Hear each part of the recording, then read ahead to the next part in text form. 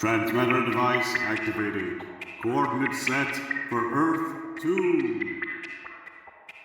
Hey everyone, welcome to the Earth 2 podcast, your weekly exploration of the DC Comics multiverse and the legacy of their Golden Age characters through the Silver and the Bronze Ages of comics. I'm Peter Watson. I'm Brandon Peters. I'm Steve Higgins. I'm Kaylee Blair. I'm the Irredeemable Shag. I'm Ross Aiken. I'm Aaron Newworth. And I'm David Steele. Welcome back. Thank you for joining us. It's part 2 of our 3-part serialization of the Seven Soldiers of Victory story from Adventure Comics 438 through 443. This week, we're reading the relevant chapters from issues 440 and 441. Obviously, it makes sense to start with issue 440, which was published on the 29th of April 1975. The cover, it's that one with the Spectre and the Joyriders. They're not Joyriders, but that's how I've always registered this cover. The Spectre and the machine gunning Joyriders, which Steve and I have done already.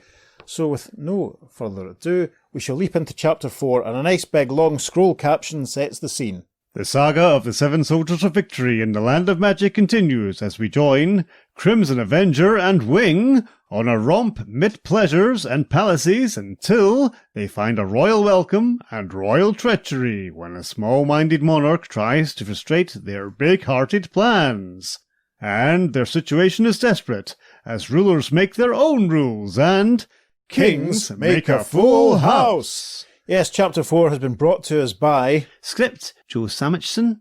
Art, Mike Grell. Mike Grell. Is this the Yay. first Mike Grell story we've done? I think it is. Did he do that Green Arrow story? No. No, he hadn't arrived by then, had No. he?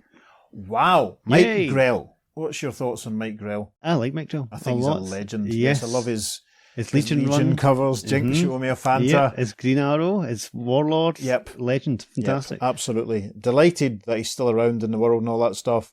Will we ever do an issue of Warlord? Probably not. But we might. Maybe. You never know. You never know. Peter has plans, doesn't he? Peter's plans, listeners. First issue special's not too far away. Anyway, so the opening half-page image that sets the scene here shows the Crimson Avenger and Wing leaping out of the palm of a giant king. It's the only way I can put it. There's a king on a massive scale and they're very small and he's got them in his open hand and they're leaping up as if to strike him. Right, that'll do for starters. You'll see it on the socials.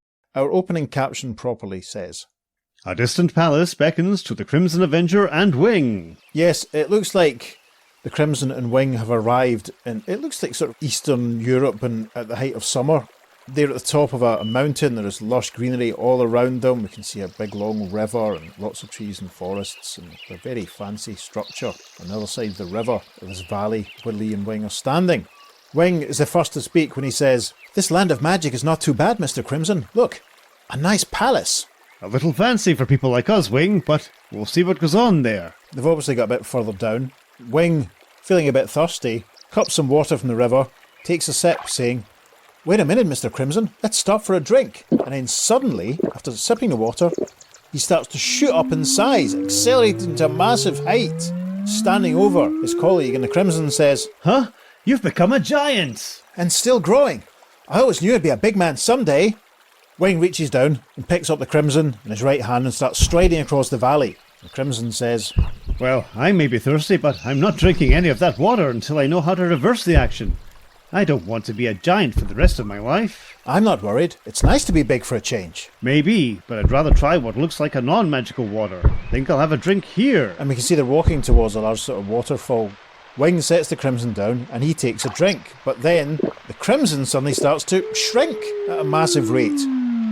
What? I guess the water was enchanted after all. "Be careful, Crimson. You'll get lost in the grass."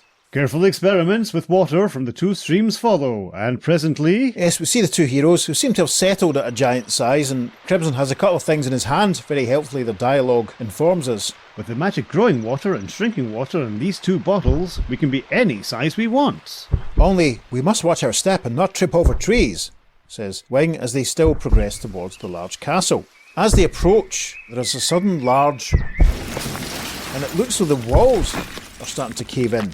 Wing cries, "Look, the palace is starting to fall." Maybe we can save it. Hurry, Wing! Says the Crimson. He rushes towards it. Wing has made it in time to shoulder up the walls of the castle, saying, "I got him, and if they don't fall, they can't break." Swell, hold them a minute. says the Crimson, as he uproots a large tree. He's also uprooted another one. These trees will keep the walls in place for a while. Yeah, they've got the trees sort of basically braced against the ground and against the walls to stop them from falling down. Observing all this, Wing says, "Pretty good, Mr. Crimson. I bet Superman would be jealous." Ooh, mentions Superman, that's interesting. A man with dark hair and a thick moustache and a blue cloak with a fur collar and a large orange cape suddenly appears on the scene, shouting up at the two of them. But why did you do it? Why did you save my palace? Which Crimson and Wing sort of turn in surprise, and Wing says, "Someone is talking to us?" Sounds like he's far away. We'd better shrink to normal size to carry on a conversation properly. A sip of the mystic shrinking fluid, and... Yes, the two heroes shrink down to be on a level with the man in blue, who announces to them, I'm King Mistybrain, and I've got a right to destroy my own palace if I want to. Why did you stop me? Your palace? questions the Crimson. "He's weak in the head, Mr. Crimson," observes Wing. And then we see the King literally tugging at his hair as he says, I am not weak in the head, but I've got relatives visiting me. They've been here for weeks and weeks, and they won't go home. This is the only way I know to get rid of them.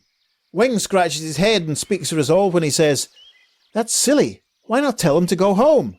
Because they're all kings like myself? You can't tell a king to leave. It simply isn't done. He's right, Wing. Once a king gets his hands on something, he never lets go. And you can't order him to. You have to pry him loose. But don't worry, Your Majesty. We know what it is to have relatives overstaying their welcome. We'll help you. Unknown to the Avenger, however, his conversation with King Mistybrain has been overheard by His Majesty Adalbert the Addled. Yes, this chap, in contrast to his pal, is wearing a purple cloak. His general clothes seem to be blue. His hair's a bit neater, brown as opposed to black. He's a nice gold crown on his brow. He's looking out the window. He looks very like Anthony Ainley, actually, here, it must be said. He's looking out the window down at them all and he's thinking, So they want to get rid of us, do they? Well, as the oldest king here, it's my job to stop them. Those giants shrank to normal size when they took a sip from one of those bottles. I think I know what to do. And that evening, as Mistybrain assembles his guests for what he hopes will be the last free meal... Yes, we see all the kings sat around a big table. Crimson Avenger and Wing have joined them, and Mistybrain is saying, My fellow majesties, I have the honor to present the Crimson Avenger who will tell... who has a message for you? King Adalbert raises his goblet. We shall be pleased to welcome our fellow guest, Misty Old Majesty. But first, a toast to you, our host. That's it. Drink up, everyone. As the Crimson and Wing take a sip from their goblets, they suddenly, well, very helpfully, Wing tells us when he yells, "We're shrinking again!" King Adalbert says, I spiked your drinks with plenty of your own shrinking water. We see them now standing on the table. In front of them is a spectacular Dutch tilt, almost 45 degrees as we shift, looking up at King Adalbert as he threatens a giant fist at the two heroes, saying, What do you have to say for yourselves before I squash you like the bugs you are? "Oh, whoa, it looks like we're in the soup," says Wing. Not quite, Wing, but maybe. The salad will make a good hiding place. Yes, and with that they bounce off of the handle of a knife, which send them ricocheting into a giant salad bowl on the table. We can see they're hiding behind some giant lettuce, and King Adalbert is reaching down for them, saying, So, they think they'll escape me, do they? I'll show them. The heroes retaliate by suddenly throwing vegetables back at the king, with the Crimson saying, That's what you think. Scallions to you, King Adalbert. "Here's a beauty treatment for your eye, tomato nose," says Wing, as a tomato strikes the king square in the face. He wipes it from his eye, saying, The dirty little commoners. Bring me the mayonnaise. I'll eat the whole salad, and they'll have no place to hide. The heroes aren't having it. They use their weight and momentum to jump, making the salad bowl flip up, so all the vegetables go flying up into the face of King Adalbert. The Crimson says, Take the salad, we don't want it anymore. the king exclaims. Two heroes jump down from the table as the Crimson says, Quick, Wing, we've got to get our growing water before he recovers his wits. and we see them rushing towards and finding and reaching the relevant bottle. As the Crimson says, There's no time to drink here. Dive in, Wing. the Crimson is already in the bottle and he's drinking as Wing dives in after him. You can see the Crimson already starts to change in size. The next moment, The bottle breaks as they grow to giant size. Break out of the glass, one of the kings observes, "They've grown so much they've shattered the bottle." And as the heroes loom over the kings, Adalbert says, Yee! They're giants! they all appear to rush off here as the Crimson says, after them, Wing. Bet they'd never done an honest day's work in their lives, but we'll change that. We'll find them all jobs. However, with a whoosh, the kings all exit, running away from the dining room. As Wing observes, "They run so fast we can hardly see them." Yes, Wing. I knew that any mention of hard work would send them scurrying home. King Mistybrain, who's still tiny at this point, looks up at the at the footwear and ankles and calves of our two heroes and yells, I can never thank you enough. Is there any way I can help you? Yes, just show us the way home. Just walk past the enchanted forest and you'll be there. Goodbye. We'll see the Crimson and Wing at giant size striding through the valley as Crimson says, Come on, Wing, let's get home and have a little talk with Mr. Willie Wisher. and a tiny caption tells us we have reached The end. end. We then have a massive next issue caption box which tells us that Aquaman is becoming the star of Adventure Comics in a story entitled The Pirate Who Plundered Atlantis, and reveals that the next chapter of the Seven Soldiers saga will feature, The Star-Spangled Kid and Stripesy versus the Dead End Animals. oh my goodness. And we now move on to the chapter from Adventure Comics issue 441, published on the 26th of June 1975. Aquaman is back, the Spectre is gone! Well, Steve and I have already talked about that at length. Great cover! Looks like underwater pirates with like hook hands and stuff, and there's a big sort of hammerhead shark and another pointy-faced shark swimming down to help Aquaman battle these underwater pirates. Fantastic, but of course that is not the story we are covering. Oh boy, oh boy, oh boy! Listeners, we flip to what is chapter 5 of this Seven Soldiers of Victory saga, written back in the day but not published until the mid-70s, and our caption reads, The saga of the Seven Soldiers of Victory in the Land of Magic continues as the Star-Spangled Kid learns that in the Land of Magic anything can happen, and it frequently does. Some of the things shouldn't happen to a dog, but they do. What's more, they also happen to cats, sheep, and other once friendly beasts who have turned into the Dead End Animals. And we're told, again the credits for this one, Script, Joe Samachson. Art, Ernie Chua, also known as Ernie Chan. yes, and we have an establishing image of the Star-Spangled Kid and Stripesy, looking the most cartoony they've ever looked. Mm-hmm. And they're facing up against some animals who are wearing clothes. There's a cat in a sort of purple jacket and a squirrel in a red and black striped jumper. There's a goose wearing a red jacket. There's a kangaroo wearing a green jumper. And smoking. Yes, and is that a sheep in the middle with blue jeans and an orange shirt and a black waistcoat? It's not too clear. Yep. Yes, it's the Talking Animals episode. Caption for the first proper story panel reads, A 3-point landing brings the Star-Spangled Kid and Stripesy to their journey's end. with a massive... Sylvester and Pat land on their backsides, Ow! exclaims Stripesy, as the Star-Spangled Kid says, I wish Willie had wished us an easier landing.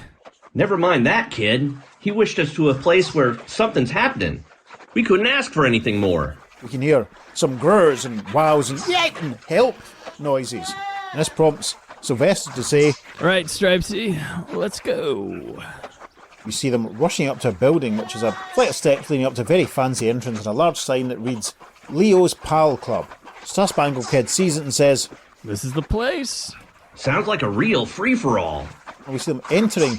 Kid, do you see what I see? And what do we see? Well, we see a whole bunch of animals wearing clothes and looking very odd. There's a poor cat in a purple jacket who's down, face down on the ground. There's a dog in a green shirt, punches a sort of rabbit in a red jacket who's standing over him, and a kangaroo in a green jumper gets tripped over them both, and there's a bear wearing a blue shirt and a goose with a red shirt, and is it a bull now that I see it more clearly? No, it is a sheep wearing an orange shirt and a black waistcoat. They're all fighting each other, but standing at the front, looking spectacular in a purple suit and a black and blue spotted ties, an anthropomorphic lion who says, Oh dear, what shall I do? all of the animals have turned around because they've spotted the new arrivals, and we see them all in silhouette as the sheep says, Who these guys? Who these funny looking guys butting in? and the kangaroo says, I dunno, sheep. But if they're looking for trouble, this is the place to find it. And with that, the kangaroo leaps forward, prompting the sheep to say, Attaboy, Pockets. Kick their brains out. because the kangaroo seems to be targeting Stripesy. Star Spangled Kid says, We've got something to say about that, chum. K47, Stripesy. Got it, kid. yells Stripesy, and he then grabs the kangaroo by the foot as Sylvester grabs the kangaroo by the head. And Stripesy says, End of the line, my high-stepping friend. Now to build up some steam and send you sailing back where you came from. and with that, the two heroes hurl the kangaroo back into the other animals. He collides with a whap, sending them all flying. Stripesy grabs hold of a chair and throws that towards the animals, saying, And here's something else to keep you busy. Unexpectedly, Stripesy exclaims, Ah! as with a chair flies back and collides with him. Star Spangled Kid asks, Huh? Who threw that? and this prompts the sheep to say, You'll never know, Sap. I'm going to pull the wool over your eyes. Yeah, you was going out like a light.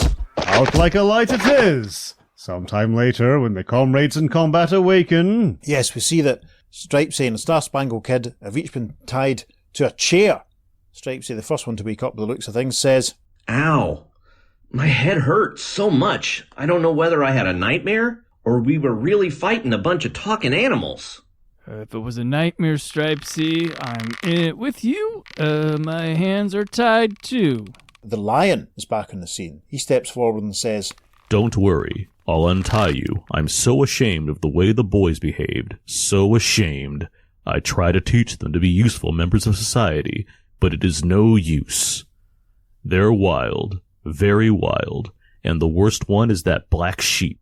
He's always leading the others astray. Never mind the sob story, pal. Untie us first, then talk. Don't be offended. I was just trying to figure out how to start. and at this point, we hear a voice saying, Is that so?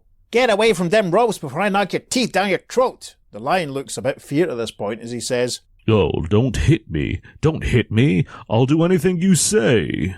and the owner of that voice is revealed as the Star Spangled Kid exclaims, Why, it's a mouse. and we see a ridiculously buff-looking cartoon mouse wearing a vest and green shorts, very, very well-developed upper body, again standing on two legs in an anthro-type style. And he's waving a fist at them all, saying, Yeah, and it's lucky the boys left me to keep an eye on things. I'm tough, see? I don't take nothing from nobody, so you better not start anything.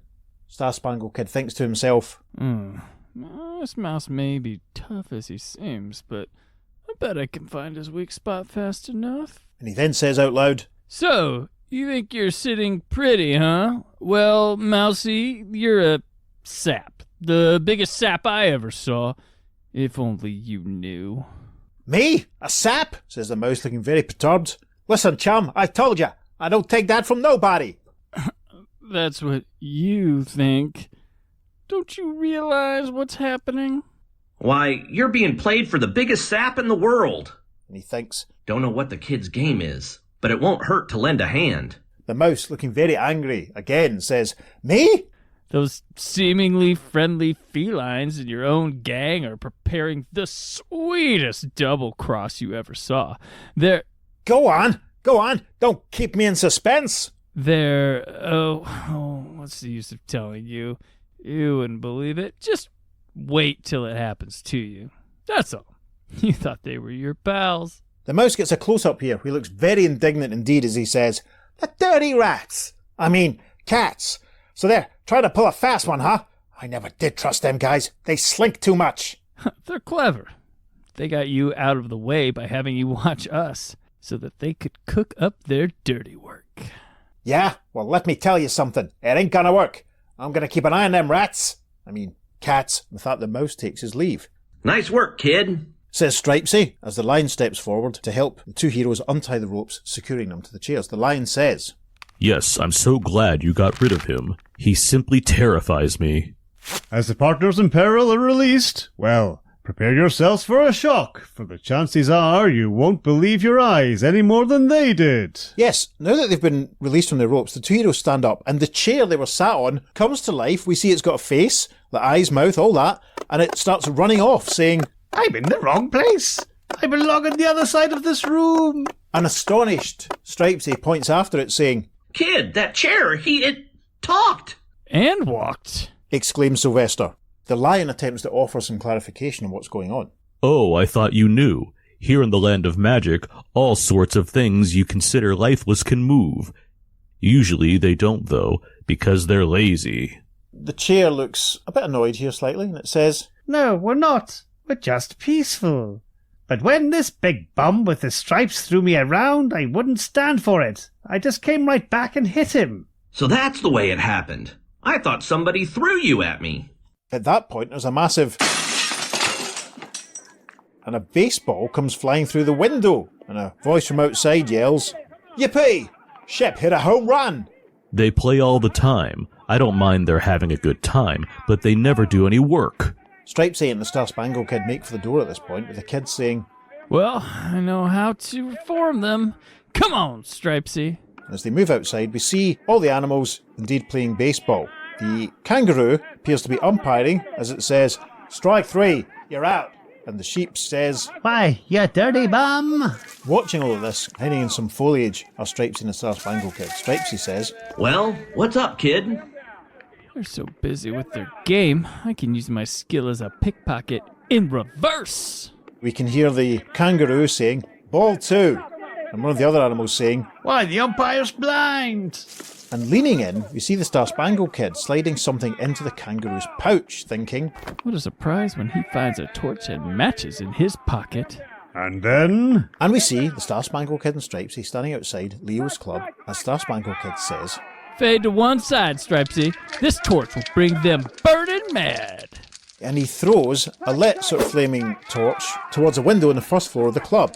The Star Spangled Kid is right. A second later... A chair and what looks like a sideboard and a table all jump out of the window onto the ground outside the club, with the chair who we met earlier saying, Fun is fun, but this is too much. and the sideboard says, Lucky I put that torch out. Why, we might all have been burned to shreds. and the furniture will move towards the baseball game, and we can see the goose and the kangaroo with the torch that the Star Spangled Kid slid into his pouch. The chair spots this torch and says, A torch? There's the guy that did it.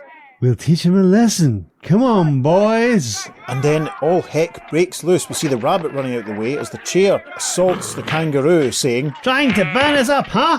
Hi, exclaims the kangaroo. We then see the table grabbing a cat and trying to ram it into the sideboard as the sideboard makes for the goose and tries to trip up the sheep. And the baseballs and bats join the fray. And we see the kangaroo, who's not having a good day, being struck in the backside by a baseball, and the bat looking very annoyed. And presently... Yes, we see the animals all in a pile on the floor, and the baseball bat, which looks very indignant indeed, yells, Had enough, huh? Well, this is just the beginning. and the sideboard, with a very angry expression, says, Yes, from now on you guys better be good, or else. A happy lion expresses his gratitude. We see, under a beautiful pink sky, the Star Spangled Kid and Stripesy are standing on top of a whale, which is swimming off, as the heroes wave back to the lion, who has a hand raised in farewell and saying, Thanks ever so much for helping me reform the boys. They won't cause any more trouble.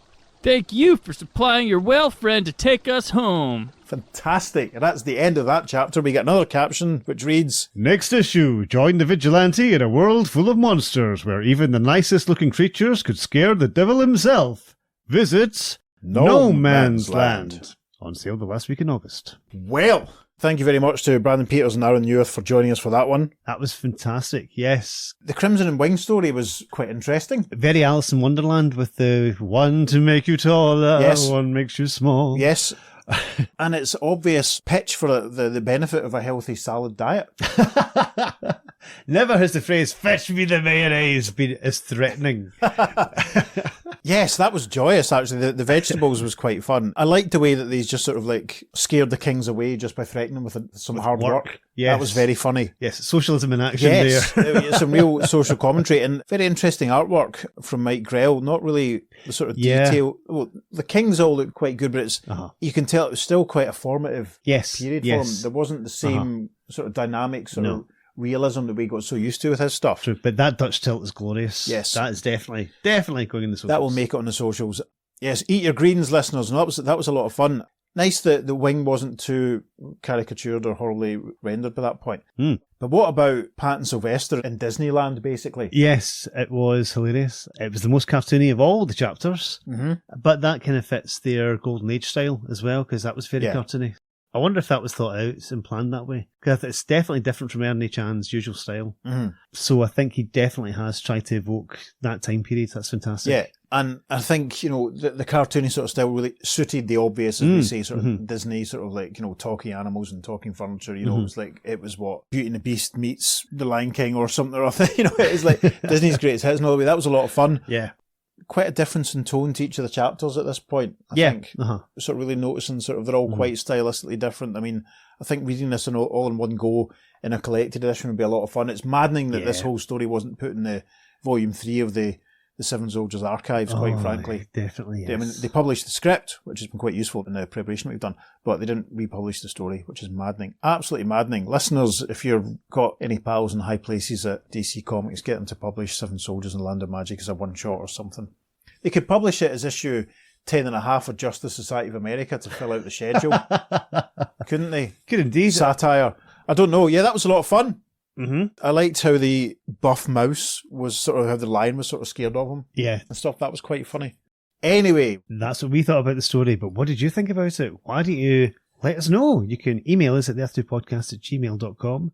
Make sure you follow us on social media because we're putting up lots of lovely bonus material for this and indeed every episode. Yeah, not too much this week, listeners, to be honest. So it'll just be probably covers and panels, I reckon, on the Instagram this week, unless I kind of uncover a whole treasure trove of Ernie Cha, Sylvester Pemberton sketches somewhere. I don't know. But yes, check out the socials at all times. We try and bring you as much extra bonus material and content and all that sort of thing. And also be sure to check out the show notes for this episode for links to the shows of some of our guest voices. I think the summer of 2004 at 20 will have finished by the time this drops, but be sure to check out the Brandon Peters show and Out Now with Aaron and Abe. Big fans of both their shows. And guys, I really, really appreciate you once again taking part. On that note, I've been Peter. And I've been David. We'll see you next time for the conclusion of the Seven Soldiers in the Land of Magic on the Earth 2 Podcast. Transmatter cube activated. Return coordinates set for Earth Prime. A little fancy for people like us, Wing, but we'll see what goes. But we'll see what goes on there. What? No. Sorry, what was that? We'll see what goes on there. It's an interesting line read. I'm sorry, I'm going to pull. It's a nice dream topic or something. Yes, how that goes. Well. I'm going to pull full Ken Bentley here and ask you to do that again. Sorry, that was Toast of London. Almost. Yes, yeah, Logopolis, right.